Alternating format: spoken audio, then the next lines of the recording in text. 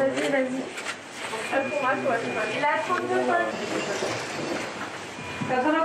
À la clinique Ambroise Paré, la guerre contre le coronavirus ressemble à cela. On arrive à le stabiliser, éventuellement on pourra mettre une soigne.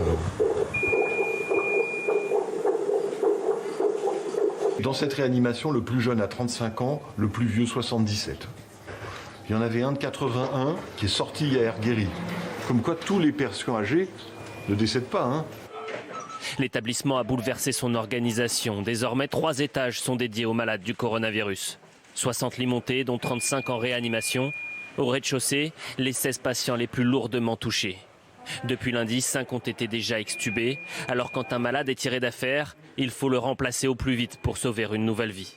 Elle est aux urgences de Bobigny, donc il faut faire le lit assez vite. Bon, allez, on fait la visite. Il a été monté, le malade extubé, là. On pourrait le monter d'Ardard, là, parce qu'ils nous attendent pour nous envoyer d'autres. Le service tourne 24 heures sur 24. Des caméras arrivées sur les chambres des malades placées sous respiration artificielle.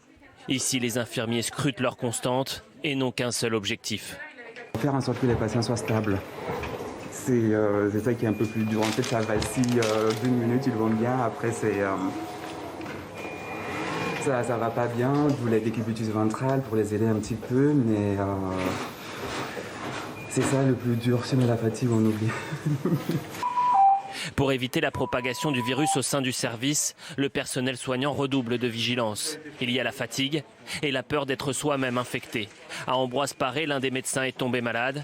Il est aujourd'hui en réanimation. À la fin de la journée, on est fatigué et c'est surtout qu'on essaie de se protéger un maximum, mais on peut nous aussi attraper le Covid-19, quoi.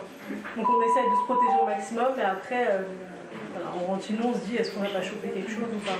Habitué à l'urgence, le docteur Squara et son équipe doivent faire face à une situation inédite.